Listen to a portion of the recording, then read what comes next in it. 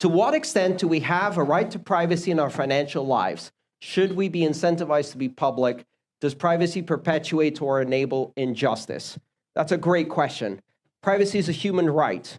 It is also the fountainhead for all of your other human rights. If you don't have privacy, you don't have freedom of expression, you don't have freedom of association, you don't have freedom of assembly. I saw a really stunning picture, which was this week in Hong Kong. They're protesting against the extradition law that China is trying to pass so they can extradite dissidents to China and disappear them into the gulags. And so they're protesting really, really hard. But they learned. Last time they did protests, they used their subway cards to track who went to the protests. So this time they had lines of people lining up with masks on, so they can't do facial recognition in the stations, buying tickets with cash and using paper tickets that are untraceable.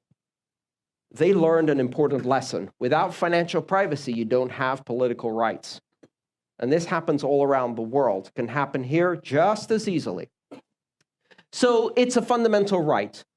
We should not incentivize people to make their private financial information public, because what happens is the people who are powerless will be forced to make their information public, and the people who are powerful, who for centuries have maintained their financial privacy, including criminals, will elect to remain private.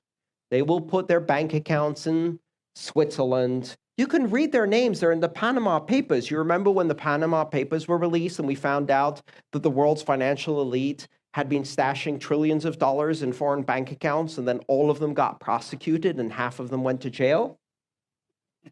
Oh no, they just killed the journalist who wrote the story and no one went to jail, right? So you think they're going to give up their financial privacy? No. It's up to you to decide if you want it. And does it perpetuate or enable justice? Justice is a fundamental requirement for peace. Peace is not the absence of war. Peace is the presence of justice, as Martin Luther King said. Without justice, there is no peace. You want to fix the world? Give financial future and take people out of poverty.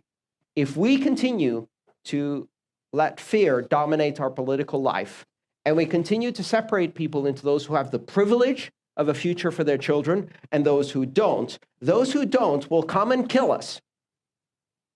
And they have every right to do so. If you enjoyed this video, please subscribe, like, and share. All my work is shared for free, so if you want to support it, join me on Patreon.